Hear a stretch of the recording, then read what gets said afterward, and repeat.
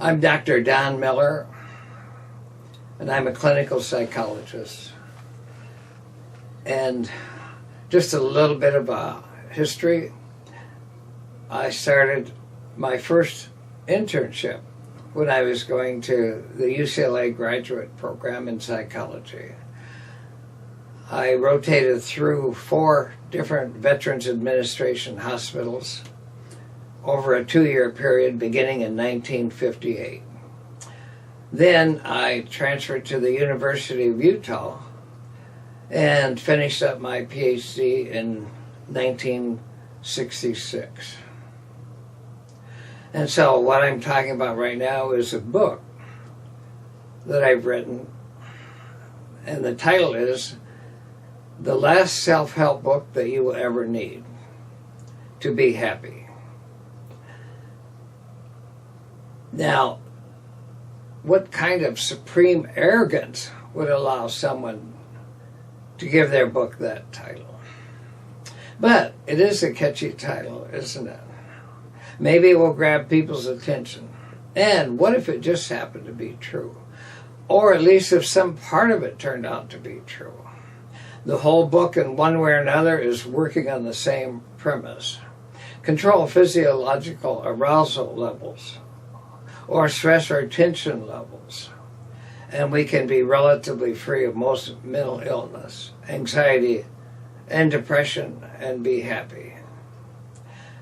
My experience and multiple studies quoted in the book find that depression is almost always preceded by periods of high tension and anxiety.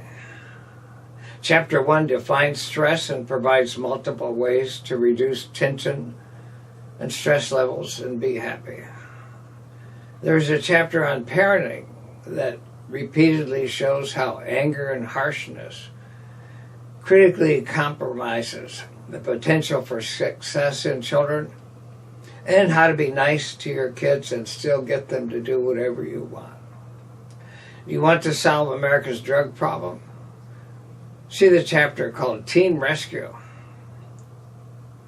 The anger management chapter tells you step by step how to turn yourself and other people in your world into nice guys and girls or ladies.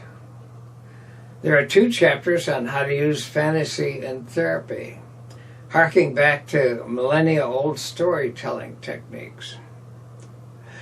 There are videos on several topics, including pain, where it turns out tension reduction will reduce pain levels.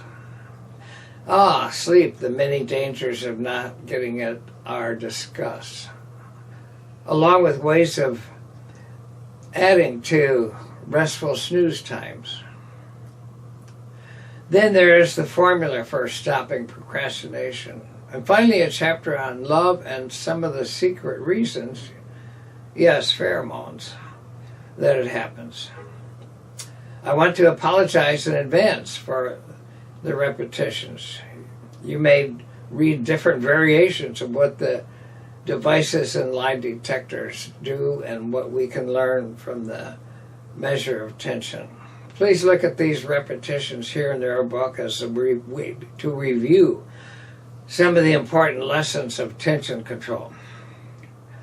It will often be the same advice in different words. Hopefully, repetition will help some concepts stick in your brains better. You may get tired of the apologize recommendations for so many different situations. But this is a very powerful diffusing technique and allows you to spend 0 time with obnoxious people. Following the education in a self-help book can often result in better mental health and even happiness, just as a medical book on healthy habits can improve physical health. But in no way can a self-help book or YouTube videos be considered a substitute for a treatment with a therapist.